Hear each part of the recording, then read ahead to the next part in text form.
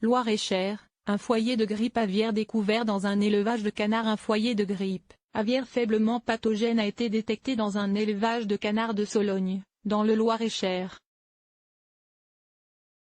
La grippe aviaire ne représente pas à ce jour de risque pour la santé humaine. Un charmant petit village du Loir-et-Cher, la Marolles en Sologne, est bien malgré lui dans l'actualité sanitaire. Un foyer de grippe aviaire y a en effet été détecté au sein d'un élevage de gibier à plumes, a rapporté la Nouvelle République.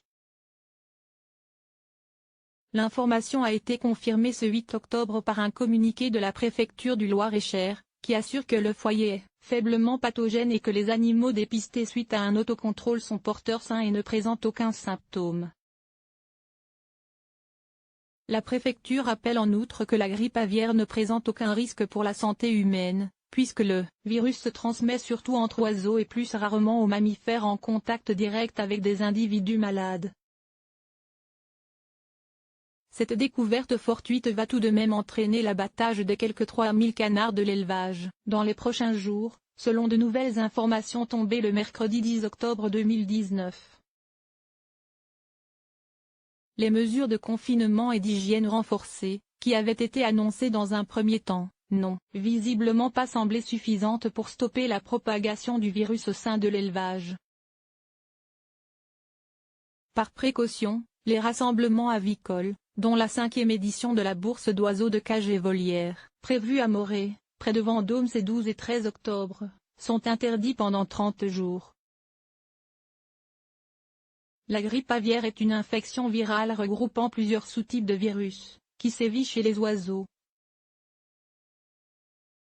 et dont le taux de mortalité est très élevé chez les oiseaux d'élevage, poulets, oies, etc. Si la plupart des virus aviaires n'infectent pas l'homme, certains sous-types parviennent parfois à franchir la barrière des espèces. C'est le cas du virus H5N1, pathogène pour l'homme et présent en Asie, précise l'Institut Pasteur sur son site.